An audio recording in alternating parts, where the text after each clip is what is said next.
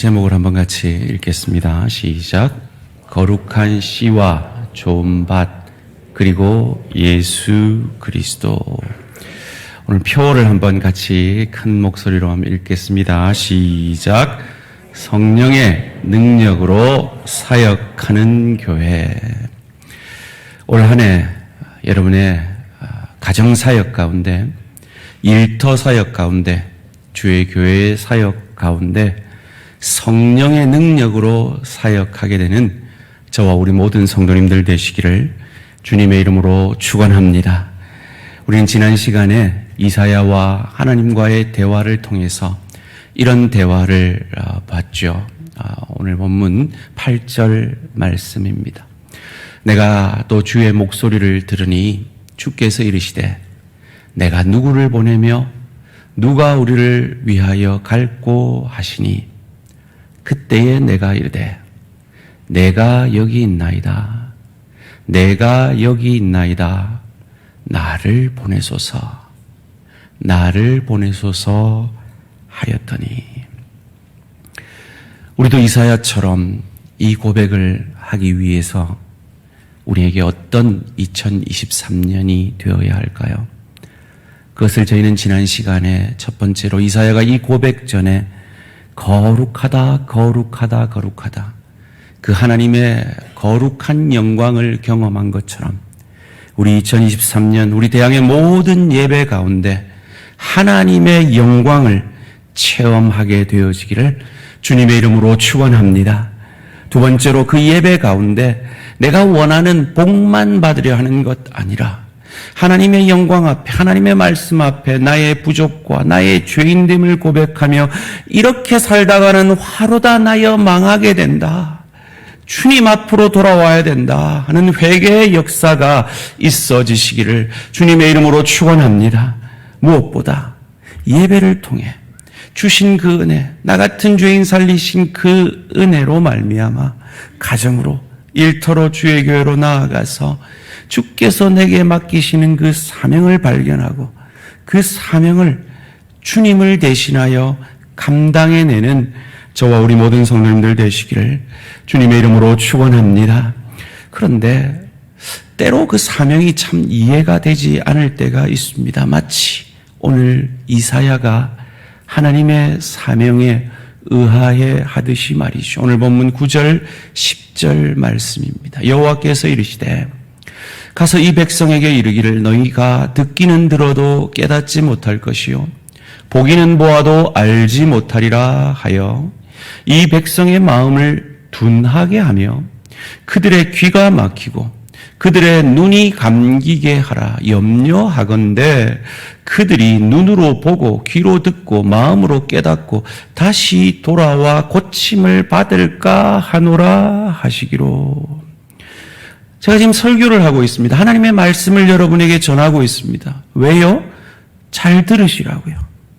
잘 깨달으시라고 전하는 거거든요. 그런데 이사야는 설교를 하되 깨닫지 못하게 해야 합니다. 들리지 않게 해야 합니다. 이해가 되지 않아서 이사야가 묻죠.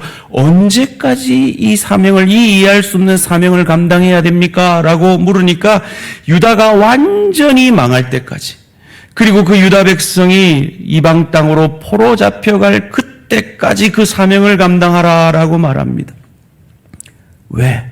그 일을 통해서 하나님이 이루실 일이 뭔데요? 그것을 오늘 본문 13절에서 그 일의 역사를 이렇게 말하고 있습니다.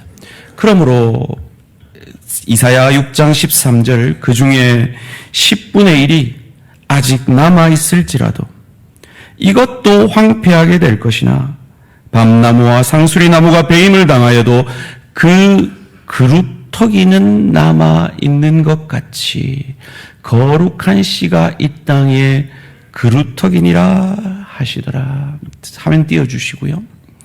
이 10분의 1이, 그러니까 유다 백성이 바벨론에 포로 잡혀가서 포로 귀환을 70년 뒤에 하는데 그 수가 10분의 1 정도였다고 합니다. 그들이 남아있는 거죠. 그런데 그들도 황폐하게 될 것이라고 말합니다. 그들이 희망이, 그들이 그루터기가 아니라는 거죠. 밤나무와 상수리 나무가 잘림을 받아도 그루터기, 그 남아있는 그 그루터기가 남을 것인데 거기에 거룩한 씨가 그 그루터기가 되어 이 민족에게 구원이 임하게 할 것이다. 그 일을 위해 너는 이 민족을 완전히 망할 때까지, 이방 땅에 포로잡혀 갈 때까지 하나님의 말씀을 들어도 듣지 못하고 깨닫지 못하도록 만들어라 하는 것이 이사야에게 임한 사명입니다. 도대체 이사야에게 맡기신 이 이해하기 힘든 사명, 유다가 망해서 포로잡혀 갔다가 거룩한 씨를 통해 구원하실 때까지 하나님의 말씀을 들어도 깨닫지 못하고 보아도 알지 못하게 하는 이 역사 가운데 하나님이 일하시고자 하는 이 거룩한 씨가 누구냐 하는 거예요. 이것을 저는 지난 시간에 별 설명 없이 바로 오실 메시아 예수 그리스도다라고 말씀을 드렸습니다. 그런데 설명이 필요할 것 같아서 오늘 좀 더 구체적으로 이 거룩한 씨에 대해서 살펴보기를 원합니다. 이 거룩한 씨 대신 예수께서 하나님의 때에 이 땅에 오십니다. 그들이 기다리던 메시아가 이 땅에 오신 것입니다. 그 메시아가 오셨음을 믿음으로 고백하는 것이 예수 그리스도라는 고백입니다. 예수가 그리스도다. 메시아라는 말은 기름 부음을 받은 자라는 뜻입니다. 의역하면 구원자라는 뜻이죠. 이스라엘 백성들은 이 메시아를 기다렸습니다. 그런데 예수께서 오셔서 너희들이 기다리던 그 메시아 구원자가 예수다라는 그 고백이 예수 그리스도다라는 고백입니다. 그 예수님께서 공생의 가운데 이 우리가 방금 읽은 이사야의 예언의 말씀을 인용하여 말씀하십니다. 마태복음 13장 13절에서 15절까지 말씀입니다. 그러므로 내가 그들에게 비유로 말하는 것은 그들이 보아도 보지 못하며 들어도 듣지 못하며 깨닫지 못함이니라. 이사야의 예언이 그들에게 이루어졌으니 일렀으되 너희가 듣기는 들어도 깨닫지 못할 것이요 보기는 보아도 알지 못하리라. 이 백성들의 마음이 완악하여져서 그 귀는 듣기에 둔하고 눈은 감았으니 이는 눈으로 보고 귀로 듣고 마음으로 깨달아 돌이켜 내게 고침을 받을까 두려워함이라 하였느니라. 아멘. 여러분 혹 이 말씀이 어느 예수님의 사역 가운데 하신 말씀인지 혹 기억나십니까? 그 유명한 씨 뿌리는 자의 비유를 말씀하시면서 예수님이 오늘 우리가 읽은 이사야의 예언을 인용을 하십니다. 우리가 잘 알죠? 씨를 뿌리는데 길가에 돌짝밭에 가시밭에 있는 그 씨는 열매를 맺지 못합니다. 좋은 밭에 있는 열매는 100배, 60배, 30배의 열매를 맺습니다.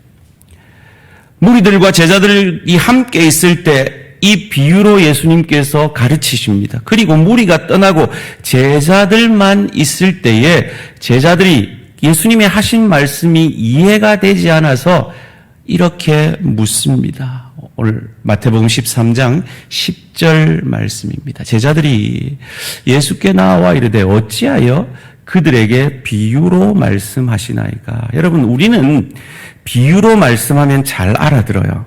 왜냐하면 우리는 비유로 말하는 것을 교육받았고 그렇게 비유로 말씀하는 것에 대해서 익숙하기 때문입니다. 그런데 신학자들이 2000년 전 예수님 시대의 그 서적들을 찾아보니까요. 그 시대에는 비유로 가르치는 것이 전혀 없었어요. 예수님만 그 시대에 비유로 가르친 거죠. 그러니까 우리는 이 본문을 읽으면서 이해가 안 됩니다. 이게 누가 들어도 알아들을 수 있겠는데 왜 이해를 못하지? 그건 우리가 비유로 가르치는 것에 익숙하기 때문이지, 그 시대 사람들은 비유로 가르치는 걸 처음 들어봤기 때문에 전혀 이해가 되지 않는 거죠. 그래서 제자들이 너무 의아해서 그 비유로 왜 말씀하죠? 왜 못 알아듣게 말씀하시죠? 왜 이사야의 말씀처럼 못 알아듣게 하시죠? 라고 묻는 겁니다. 그때 예수님이 이렇게 답하시죠. 이어지는 마태복음 13장 11절 말씀입니다. 대답하여 이르시되 천국의 비밀을, 복음을 아는 것이 너희에게는 허락되었으나 그들 무리에게는 아니 되었나니. 너희에게만 내가 이것을 설명해 줌으로 들리게 하고 저들에게는 듣지도 깨닫지도 못하게 하기 위해서 내가 비유로 말했다라고 말씀하시면서 방금 우리가 읽은 이사야의 그 예언을 인용합니다. 이사야가 맡은 그 사명을 예수님도 감당하고 있다라고 말씀을 하시죠. 그리고는 이 비유를 설명해서 가르쳐주는 그 제자들이 너희가 얼마나 복 있는 사람들인 줄 아느냐라고 말씀하시면서 16절 말씀에서 이렇게 말합니다. 그러나 너희 눈은 봄으로 너희 귀는 들음으로 복이 있도다. 그런데 너희는 들리고 너희는 보는 그것을 너무나 듣고 싶어 했고 너무나 보고 싶어 했던 사람들이 듣지도 보지도 깨닫지도 못했다라고 말씀을 하시는데, 누가 듣지도 못하고 누가 깨닫지도 못했을까요? 악한 사람일까요? 죄인들일까요? 하나님의 말씀을 거역하는 사람들일까요? 아니요.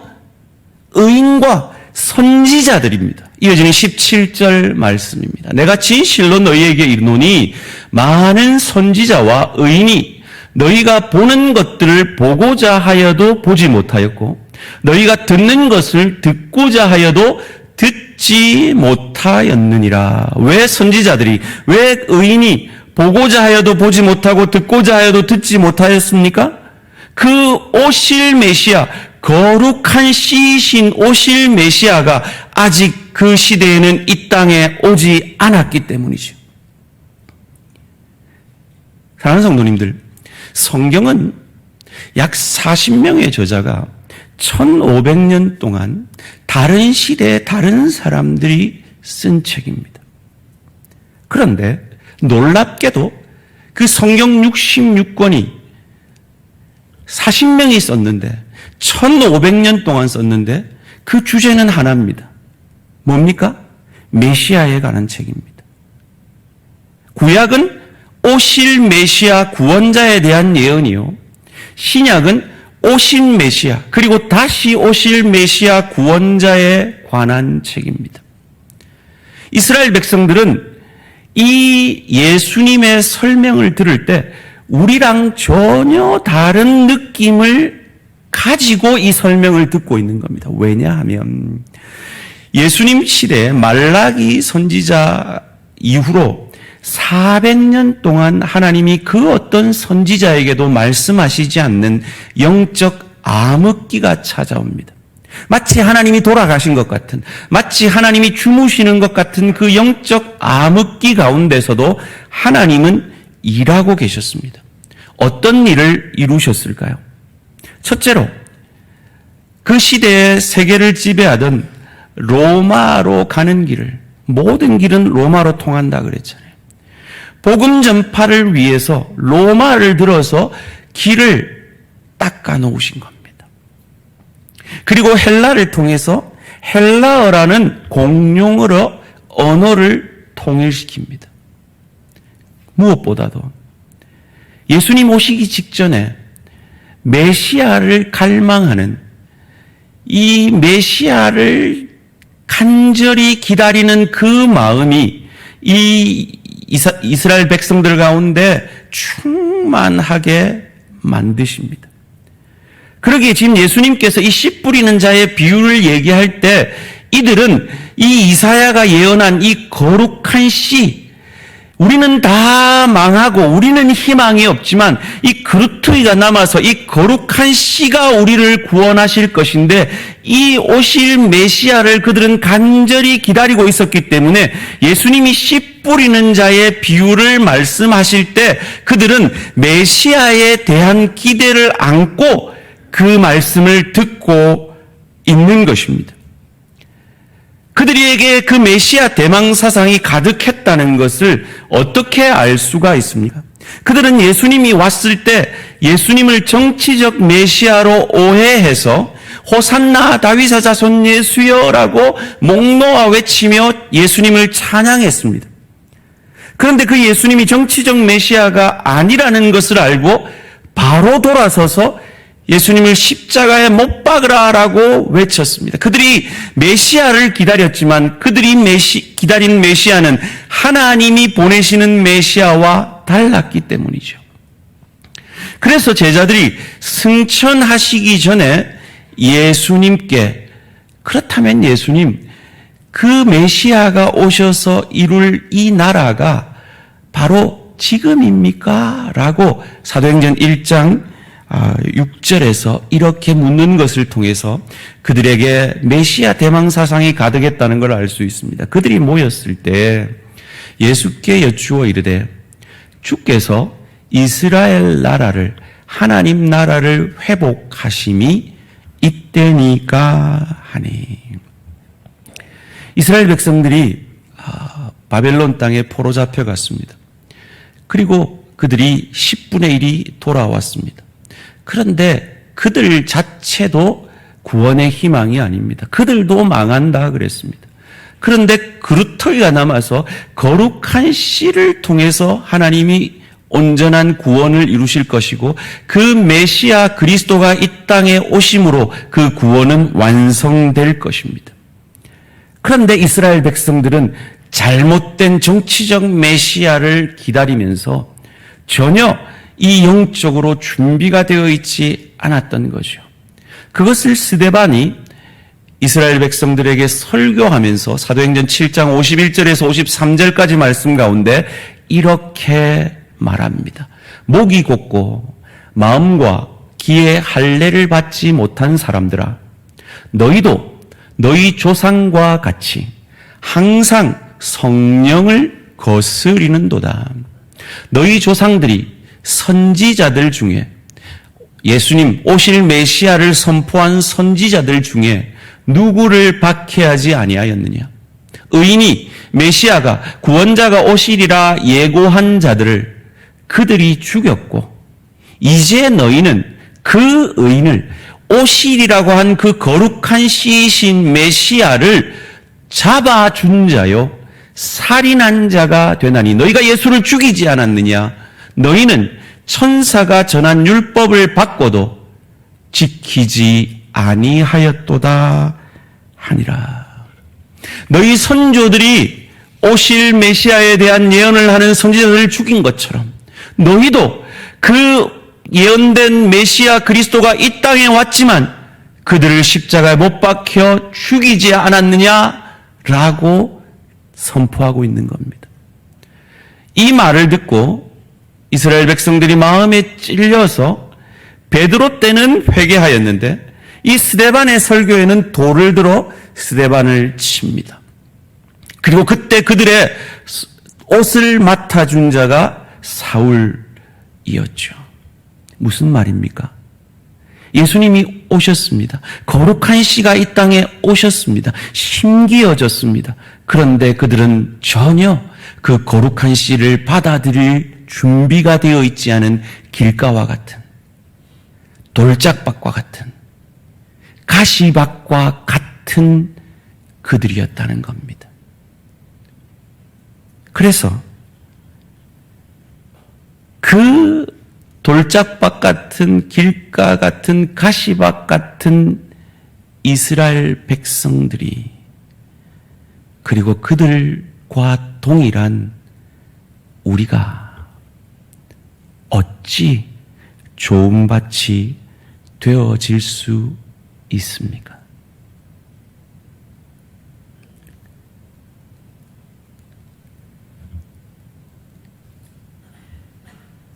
예레미야가 오실 메시아가 오시면 그 일을 하나님이 새 언약으로 이루실 것이다 라고 예언하면서 예레미야 31장 31절에 33절 말씀에 이렇게 말씀합니다. 함께 읽습니다. 시작. 여호와의 말씀이니라. 보라, 날이 이르리니 내가 이스라엘 집과 유다 집에 새 언약을 맺으리라.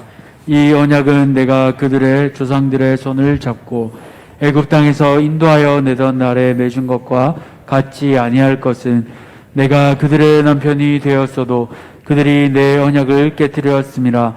여호와의 말씀이니라. 그러나 그날 후에 내가 이스라엘 집과 맺을 언약은 이러하니 곧 내가 나의 법을 그들의 속에 두며 그들의 마음에 기록하여 나는 그들의 하나님이 되고 그들은 내 백성이 될 것이라. 여호와의 말씀이니라. 다시 한번 31절을 띄워주시고요. 여호와의 말씀이니라. 보라, 날이, 때가, 하나님의 때 메시아를 보내실 그 날이 이르리니 내가 이스라엘 집과 유다 집에 새 언약을 맺으리라. 32절. 이 언약은, 이 새 언약은 내가 그들의 조상들의 손을 잡고 애굽 땅에서 인도하여 내던 날에 맺은 것, 십계명, 율법과 같지 아니할 것은 내가 그들의 남편이 되었어도, 그렇죠. 하나님이 율법을 주셨어요. 하나님이 남편이 되어 주셨어요. 그런데 그들은 그 율법을 통해 무엇만 증명했습니까? 그들이 그 언약을 깨뜨림으로 율법 앞에 그들이 얼마나 죽을 수밖에 없는 죄인인지가 드러난 거죠. 그것이 로마서의 전반부의 주제죠. 33절 말씀입니다. 그러나 그런 희망 없는 우리에게 그날 후에 내가 이스라엘 집과 맺을 언약은 이러하니 곧 내가 나의 법을, 그 하나님의 말씀을, 말씀 대신 말씀이 육신이 되신 예수님이 그들의 속에 들어가 그들의 속에 두며 그들의 마음에 기록하여 나는 그들의 하나님이 되고 예수를 주로 고백하는, 영접하는 자, 곧 예수를 믿는 그들에게는 하나님의 자녀가 되는 권세를, 그들이 그들의 하나님이 되고 그들은 내 백성이 될 것이라.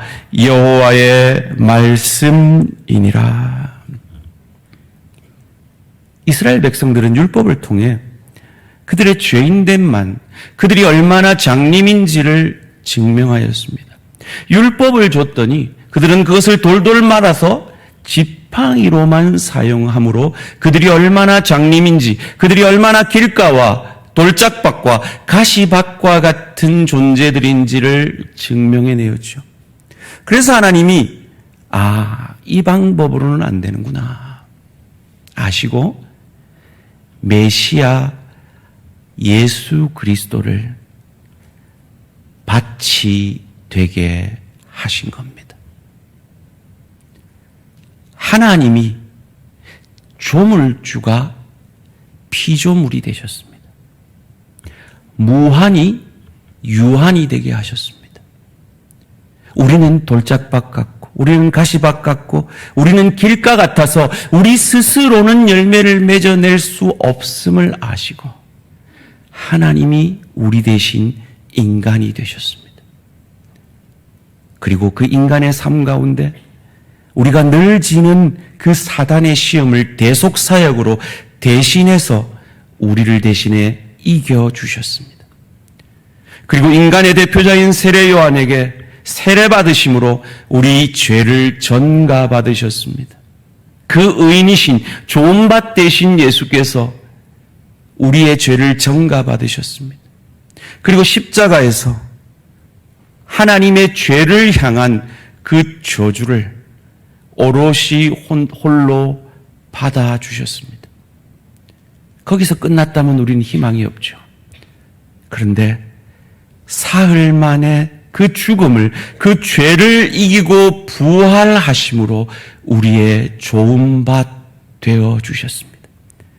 그래서 예수를 저주할 자라, 자기 죄 때문에 죽은 자라 아니하고 내 죄 때문에 죽은 나의 주님이시요 나의 하나님이시요 나는 돌짝밭인데 나는 가시밭인데 나는 길가인데 예수께서 내게 좋은 밭 되어 주셨습니다라는 그것을 믿음으로 고백하는 저와 여러분에게 좋은 밭 되게 하는, 하나님 자녀가 되게 하는, 천국 백성이 되게 하는 권세를 주셨음을 믿으시기를 주님의 이름으로 축원합니다. 그 거룩한 씨가 이제는 우리 안에 심기어졌습니다. 그래서 우리는 모두 좋은 밭 되었습니다. 정리해 보자면 예수님은 왜 이 이사야의 예언을 통해서 비유로 씨 뿌리는 자의 이야기를 하고 계십니까? 첫 번째로 비유로 가르치심으로 이사야에게 예언한 대로 들어도 깨닫지 못하며 보아도 알지 못하게 하므로 유다 백성이 온전히 멸망하여서 포로 잡혀간 것처럼 그들이 예수 아니면 그리스도 메시아 아니면 완전히 망하였으며 희망이 없는 자이며 사단의 권세 아래 있는 자들인 것을 깨닫게 하셨습니다. 두 번째로 제자들에게만 비유를 해석해 주심으로 그들이 이 복음이 들려지고 이 복음이 믿어진 것이 세상 그 어떤 것보다 가장 귀한 축복을, 아니 최고의 축복을 받은 자들이라는 것을 알게 하셨습니다. 그리고 세 번째로 예수님이 이 예수님의 씨 뿌리는 자의 비유를 통해 메시아 대망사상을 가지고 이 말을 듣고 있는 그들에게 저 거룩한 씨가 뿌려졌구나. 그런데 이스라엘이 열매 맺지 못하는 것은 그 선지자들을 죽이고 오신 메시아조차도 죽인 것은 그들이 길가와 돌밭과 가시밭임을 드러나게 하신 것입니다. 그리고 마지막으로 율법의 언약을, 옛 언약을 깨뜨린 그들을 대신하여 친히 하나님이 인간이 되시는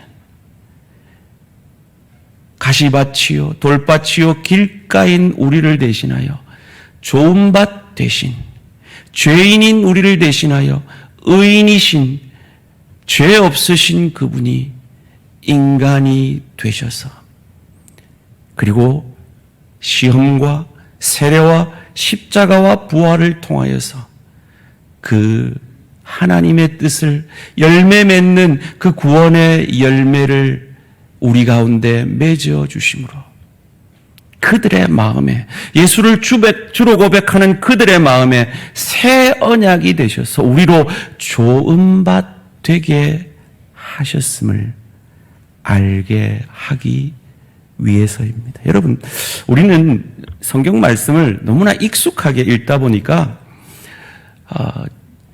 좋은 씨가 뿌려지면 100배, 60배, 30배 열매가 맺힌다. 이렇게 맺히나 보다 이렇게 알고 있잖아요. 그런데 여러분, 똑같은 크기의 밭에 요즘 시대같이 농업이 발달되고 과학이 발달돼서 종자 개량을 해서 심어도요, 아무리 좋은 종자 개량을 해도 열매 소출이 6배, 7배 정도 늘어나면 그게 최대한 늘어나는 거랍니다.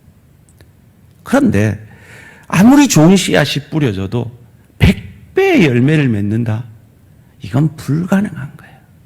사랑하는 성도님들, 그와 같이 불가능한 일이 예수님이, 좋은 씨 되신 예수님이 우리의 좋은 밭이 되어주셔서 우리 가운데 심기어져서 예수를 모르던 우리, 아니 예수를 원수가 되었던 우리가 아직 죄인 되었을 그때에 저와 여러분이 구원함을 받는 이 기적과 같은 일이 저와 여러분에게 일어났음을 믿으시기를 주님의 이름으로 축원합니다.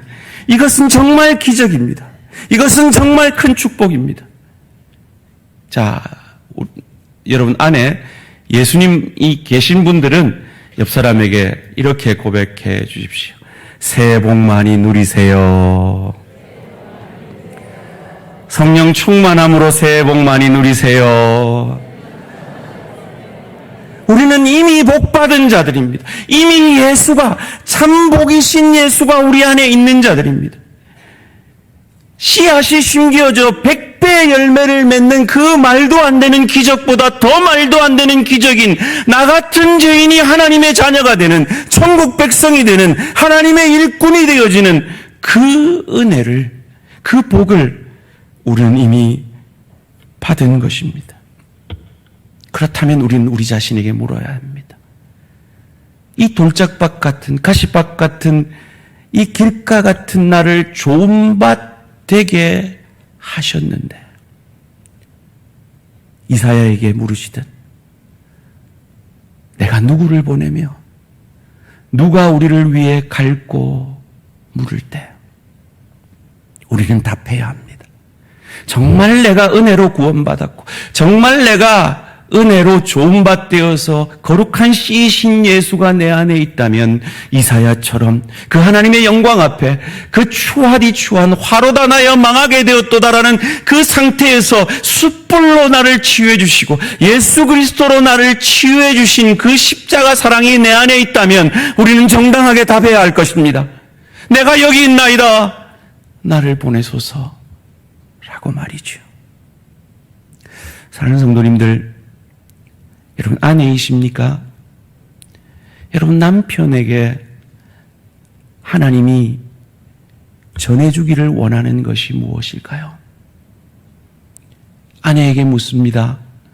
내가 네 남편에게 너를 보낸다. 누가 나를 대신하여 네 남편에게 가서 네 남편의 필요를 채우겠느냐? 내가 여기 있나이다. 나를 보내소서. 정당히 답하는 우리 모든 아내들 되시기를 주님의 이름으로 축원합니다. 여러분 남편이십니까? 여러분 아내들이 정말 원하는 것이 무엇입니까? 하나님이 여러분에게 묻습니다. 저 너희 아내의 원하는 것을 내가 채워주고 싶은데 내가 누구를 보내고 누가 나를 위해서 가겠느냐? 그때 내가 여기 있나이다. 나를 보내소서 고백함으로 하나님이 그 아내에게 채워주기를 원하는 그것을 하나님을 대신하여 채우시는 우리 대항의 모든 남편들 되시기를 주님의 이름으로 축원합니다. 여러분 부모이십니까? 여러분 자녀에게 하나님이 주고 싶은 것이 무엇일까요? 그것을 누가 나를 대신하여 가며 누가 우리를 대신하여 가겠느냐라고 물으실 때 내가 여기 있습니다. 하나님을 대신하여 내가 이 아이의 영혼을, 이 아이의 앞길을 위하여 하나님을 대신하여 이 아이에게 그 하나님의 원하는 것을 드리겠습니다. 여러분 자녀이십니까? 여러분 부모가 무엇을 기대하고 무엇을 원하시는지 아십니까? 그것을 하나님이 여러분의 부모에게 주기를 원하십니다. 그리고 여러분에게 묻습니다. 누가 나를 대신하여 너희 부모에게 가겠느냐? 제가 여기 있습니다. 당신을 대신하여 제가 내 부모에게 가겠습니다. 고백하시는 우리 대항의 모든 자녀들 되시기를 주님의 이름으로 축원합니다. 사랑하는 성도님들, 여러분의 사업과 일터는 성전입니다. 왜냐하면 예수가 함께 하시는 여러분이 그곳에 계시기 때문입니다. 그렇다면 주님이 물으십니다. 너희 일터에서 내가 그 일터에 가서 일하기를 원하는데 나 대신에 누가 그 일터로 가겠느냐? 주님의 대사로 제가 가겠습니다. 제가 여기 있습니다. 고백하시며 일터의 소금과 빛 되시기를 주님의 이름으로 축원합니다. 주의 교회 직분자로서 사명자로서 하나님이 묻습니다. 내 몸된 교회를 나를 대신하여 섬겨줄 자가 누구냐? 나를 대신하여 이 강단을 지켜줄 자가 누구고 나를 대신하여 주의 교회를 지휘할 자가 누구고 나를 대신하여 주의 교회의 손발이 될 자가 누구냐 묻습니다. 예, 주님을 대신하여 주차 봉사하겠습니다. 예, 주님을 대신하여 식당 봉사하겠습니다. 예, 주님을 대신하여 찬양하겠습니다. 예, 주님을 대신하여 아이들을 가르치겠습니다. 예, 주님을 대신하여 구역원들을 돌보겠습니다. 예, 주님을 대신하여 곳곳에 주님을 대신하여 사역하겠습니다. 내 힘으로는 아니되니 주의 영이신 성령의 능력으로 사역하겠습니다. 그 믿음의 고백이 2023년 우리 모든 대한가족들의 것이 되고 그 믿음의 고백이 말씀이 육신이 되셔서 우리를 살려내신 주님처럼 우리의 삶이 되고 그리하여서 나로 인해 내 가정이 내 일터가 주의 교회가 복되어지는 2023년 한 해가 되시기를 주님의 이름으로 축원합니다.